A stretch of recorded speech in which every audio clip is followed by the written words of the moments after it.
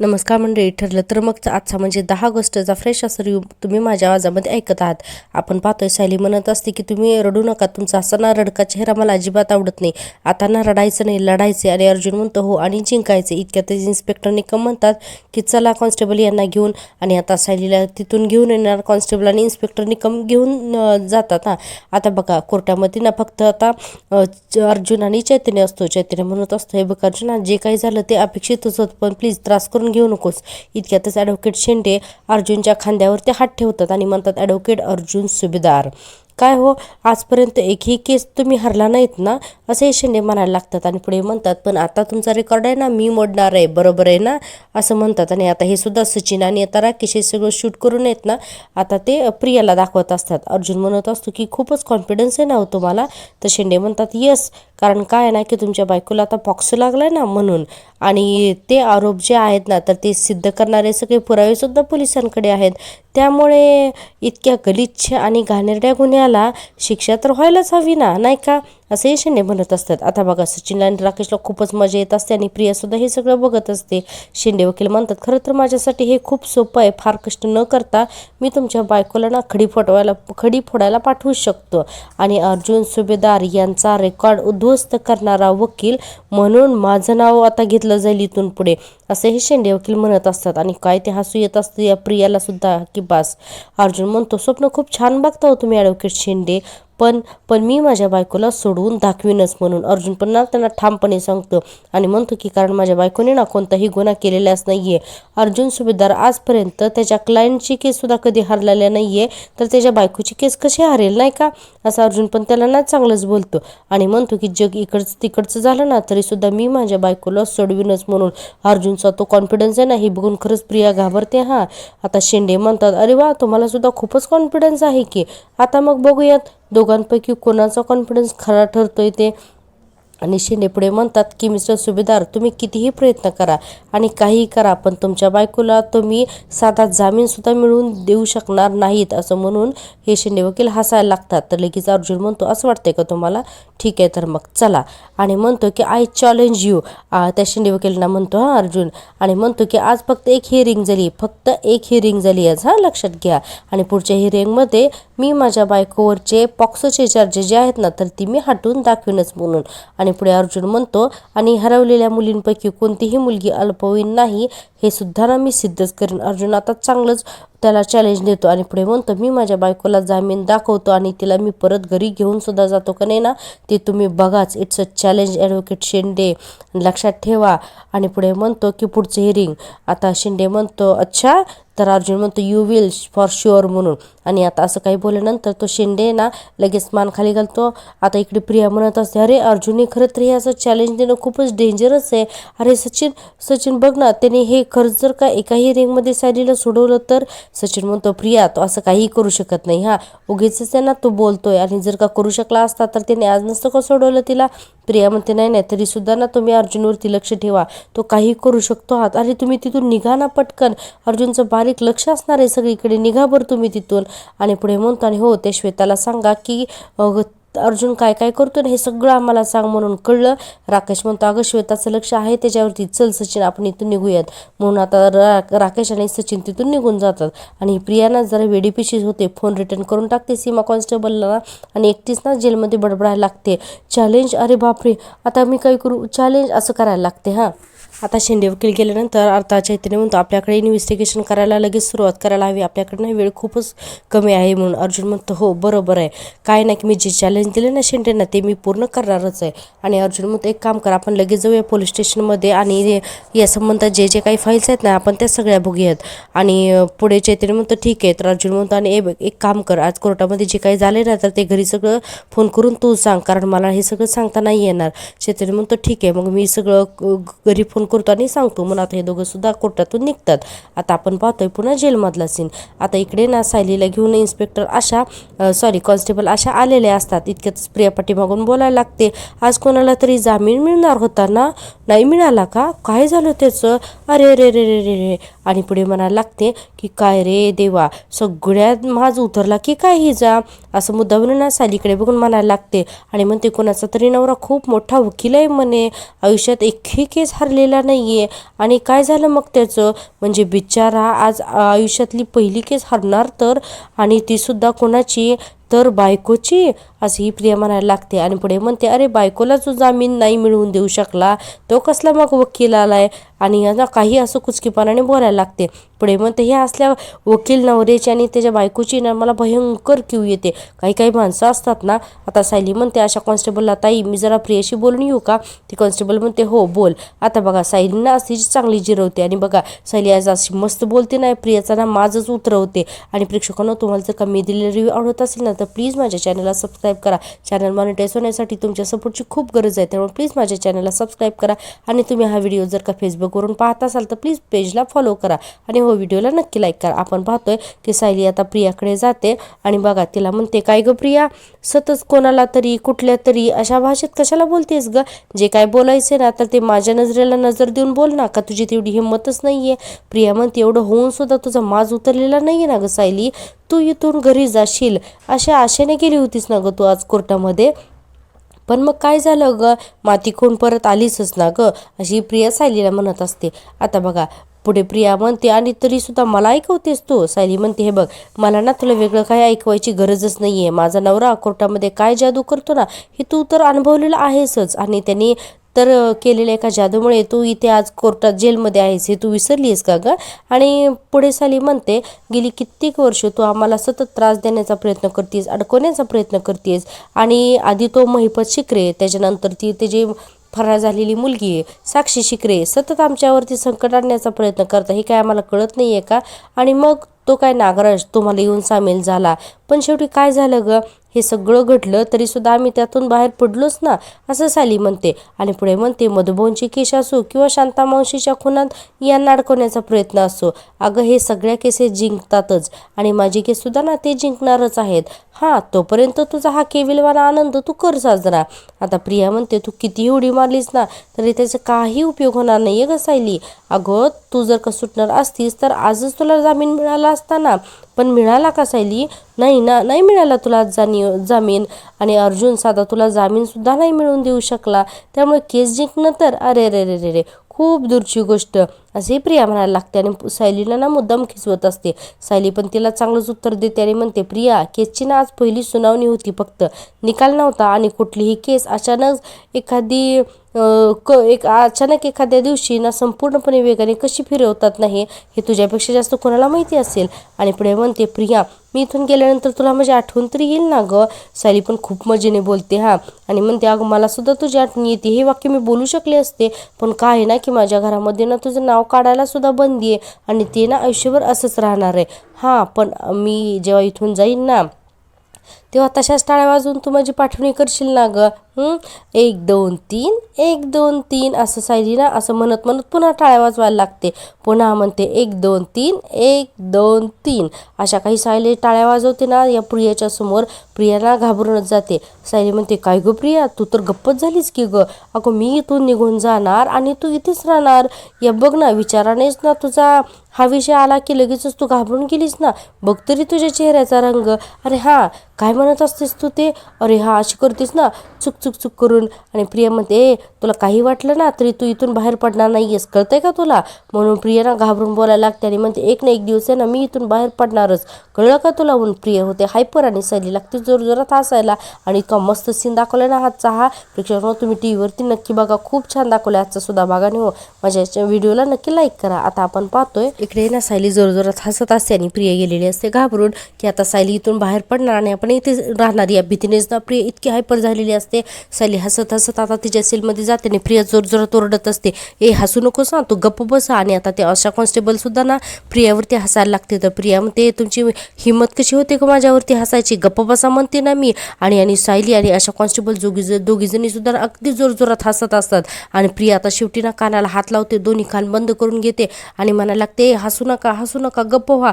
आणि ते अशा कॉन्स्टेबल सुद्धा खूप हसत असते आणि प्रिया इतकी हायपर होऊन आहे ना गप्प बसा म्हणून कानाला हात लावून थांबते. आता आपण पाहतोय आश्रमातला सीन. इकडे सोम्या आणि श्रेय सायलीबद्दल विचारत असतात आणि मधोमध म्हणतात कुसुम कोर्टामध्ये काय झालं असेल ग आज? सायली बाहेर आली असेल का? आता कुसुम म्हणते आता ते अर्जुन सरांचा कॉल आल्याशिवाय कसं करणार हो मधुभाऊ? आता श्रेयस म्हणतो की आपण अजून अर्जुन दादाचा कॉल का नाही आला? त्यांना माहीत नाही आहे का आपण तिथे त्यांची वाट बघतोय म्हणून? आता कुसुमताई म्हणते की करतील, ते कॉल करतील. आता इतक्यातच सोम्या म्हणतो कुसुमताई सायलीताई सुटली की मग मानसीताई सुद्धा घरी येणार ना? मधुभाऊ म्हणतात तसं काही नाही आहे रे श्रेयस, मग कधी येणार ती सायलीताई आणि मानसीताई? आधी ना आम्हाला आता करमतच नाही आहे. अगोदर ना सायलीताई तरी यायची, आता ती सुद्धा नाही आहे आणि आमच्या मैत्रिणी सुद्धा नाही आहेत. हे असं सगळं का झालं ग कुसुमताई? कुसुम म्हणते की आपल्या घराला ना कोणाशी तरी नजर लागली रे बाळा, त्यामुळे ना हे सगळं असं झालंय. पण माझी खात्री आहे हे बघ सगळं काही ठीक होईल असं कुसुमताई म्हणत असते आणि खूप रडत रडत बोलत असते आणि म्हणते आज आहे ना आज सायलीताई ना नक्की सुटेल, तुम्ही नका रडू आणि नका काळजी करू मुलांना, असं ती कुसुम आता दोन्ही मुलांना ना शांत करते आणि रडू नका म्हणून सांगत असते आणि फोनची वाट बघत असते. आपण पाहतोय आता पुन्हा सुभेदारांच्या घरातला सीन. इकडे सगळे सुभेदार फॅमिलीत ना अजूनही अर्जुनच्या फोनची वाट बघत असतात. कल्पनाताई म्हणतात आपण सुद्धा ना हिअरिंगसाठी कोर्टात जायला हवं होतं. म्हणजे काय नाही की असं मग आपल्याला अर्जुनच्या फोनची वाट बघत बसावं लागलं नसतं. प्रतापराव म्हणतात अगं हो, पण आज फक्त आरोपपत्र दाखल होणार आहे आणि बेलबद्दल फक्त बोलणं होणार आहे, म्हणून तर अर्जुन म्हणाला ना की तुम्ही आज कोर्टात येऊ नकात. कल्पनाताई म्हणतात हो, पण त्यांनी आपल्याला कळवायला हवं की नको की कोर्टामध्ये तिथे काय चाललंय ते? प्रतिभा त्या म्हणतात मला असं वाटते ना की सायलीला ना नक्की बेल मिळालीच असणार, मग अर्जुन आपल्याला कॉल का करत बसेल ना? थेट सायलीला घेऊन आता तो घरीच येईल नाही का, असं प्रतिमात्या म्हणतात. अस्मिता म्हणते तुझ्या तोंडात आहे ना साखर पडो ग प्रतिमात्या. इतक्यातच आहे ना ती गौरी पळत पळत येते, तिच्या पाठीमागे श्वेता सुद्धा येते आणि बघा ही गौरी काय करते, तिचे असलेले सगळे चॉकलेट्स आहेत ना आता देवासमोर ठेवते. अश्विन म्हणतो गौरी ते काय करते? तर बघा गौरी सगळे गणपती बाप्पासोबत चॉकलेट ठेवते आणि म्हणते की बाप्पा माझ्या सायलीताईला ना लवकर घरी पाठव म्हणून, आणि हात जोडून म्हणते की तू जर का तिला घरी पाठवलंस ना तर हे सगळे चॉकलेट आहेत ना तर मी तुला देऊन टाकेन, असं ही छोटीशी गौरी बोलत असते. पुढे म्हणते की तू तिला घरी पाठवशील ना रे गणपती बाप्पा, बोलणारे गणपती बाप्पा तू तिला पाठवशील ना घरी? आता सगळे सुभेदार त्या गौरीकडे बघत असतात आणि त्यांना खूप वाईट वाटत असतं. आपण पाहतोय की कल्पनाताई म्हणतात की देवी आई अगं त्या गौरीचं तरी निदान ऐक ग. इतके तर श्वेता म्हणते पण एव्हा अर्जुन सरांचा कॉल यायला हवा होता ना, ते म्हणत होते की सायलीताईला जामीन मिळणं खूप कठीण आहे आणि तिला जामीन मिळाला नसेल तर. आता नाही श्वेता काहीच्या काही बडबडते. पुढे म्हणते की नाही पण देवी आई आहे ना, ती बघते सगळं आणि सायलीताईला इतके दिवस तुरुंगात राहूच देणार नाही म्हणून, असंही श्वेता म्हणते. तर प्रतिमात्या म्हणतात श्वेता तू पूर्ण उठली का बघ जा बरं जा, आणि उठली असेल तर कॉफी हवी का विचार जा तिला, म्हणून श्वेताला तिथून पाठवायला लागतात. इतक्यातच ना अश्विनचा फोन असतो म्हणून ही श्वेता पुन्हा थांबते. आता बघा अश्विनला आलेला असतो फोन तो चैतन्याचा. आता अश्विन म्हणतो आय होप की चांगली बातमी असू देत. आता चैतन्याचा फोन आहे म्हणल्यानंतर आणि स्पीकरवर फोन टाकतो आणि म्हणतो हा चैतन्य बोल, काय झालं बेल मिळाली का? चैतन्य म्हणतो नाही अश्विन ना जामीन नाही मंजूर झाला रे म्हणून. आता सगळ्यांना ना खूपच टेन्शन येतं जामीन मंजूर नाही झाला म्हणल्यानंतर. चैतन्य म्हणतो सायली वहिनीवरचे आरोपच इतके मोठे आहेत ना की कोर्टाने ना तिचं जामीन अर्जच नाकारलाय म्हणून. अश्विन म्हणतो अरे पण मग आता पुढे काय करायचं मग आपण? चैतन्य म्हणतो आम्ही पुढची तारीख मागितली आहे, अजून काही गोष्टी इन्व्हेस्टिगेट करायच्या आहेत पण बघूया आता काय होतंय ते. आणि अर्जुनने तुम्हाला हे सगळं कॉल करून सांगायला सांगितलं होतं, तुम्ही वाट बघत असाल ना म्हणून तुम्हाला सांगतोय असं चैतन्य म्हणतो. आणि बघा आता चैतन्य म्हणतो की अश्विन अरे घरी सगळ्यांची काळजी घ्या हा, मी ठेवतो फोन म्हणून. आता अश्विन म्हणतो की बरं ठीक आहे. आता ही गौरी सगळं ऐकत असते हा. आता पळत अश्विनकडे येते आणि अश्विनला म्हणते सायलीताई कधी येणार आहे? आता अश्विनला काही बोलताच येत नाही आणि आता अश्विन गप्पच राहतो. आपण पाहतोय आता पुन्हा पुढचा सीन. लगेचच आहे ना इकडे अर्जुन आणि चैतन्य जेलमध्ये भेटायला आलेले असतात सायलीला आणि अर्जुन म्हणत असतो की आज मला माहितीच होतं की आज तुला बेल मिळणार नाही, तरी सुद्धा ना मी एक प्रयत्न करायचा म्हणून केलाच होता. सायली म्हणते अहो मला कळतंय हो तुम्ही माझ्यासाठी किती मेहनत घेताय, किती प्रयत्न करताय ते. अर्जुन म्हणतो ओके तर मग नो प्रॉब्लेम, हे बघ बेलसाठी ना प्लॅन बी रेडी आहे माझ्याकडे, आपण त्याच्यावरती काम करूयात. सायली म्हणते नाही मला असं वाटते की त्याच्या अगोदर आहे ना मानसी आणि इतर मुलींना शोधणं महत्त्वाचं आहे. अर्जुन म्हणतो त्या इतक्यातच आपल्याला सापडणार नाही आहेत आणि ते इतकं सोपं सुद्धा नाही आहे. ज्या माणसाने हा सगळा प्लॅन केलाय ना त्याने मुलींना नक्कीच कुठल्या तरी अशा गुप्त ठिकाणी ठेवलं असणार आहे. सायली म्हणते अहो पण अगोदर म्हणून तर यासाठी मुली मिळणं गरजेचं आहे. अर्जुन म्हणतो हे बघ बायको त्या मुलींना आपण शोधणारच आहोत, पण त्या अगोदर तुला इथून बेलवरून सोडणं खूप गरजेचं आहे आणि त्यासाठी हे प्रूव्ह करणं गरजेचं आहे की सोनल अल्पवयीन आहे म्हणून. आणि पुढे अर्जुन म्हणतो की आपण हे जर का सिद्ध केलं ना तर तो माणूस ज्याने हे सगळं प्लॅन केलंय ना तो पॅनिक होईल आणि त्या पॅनिकनेसमध्ये तो एक चूक ना अशी काहीतरी करून बसेल आणि ती चूक आहे ना आपल्याला मला त्या मुलींपर्यंत घेऊन जाईल असं अर्जुन म्हणतं. आता चैतन्य म्हणतं हो सायली वहिनी मुलींना नक्की सापडतील, पण आपण आहे ना अगोदर तुझ्या बेलसाठी प्रयत्न करत राहूया.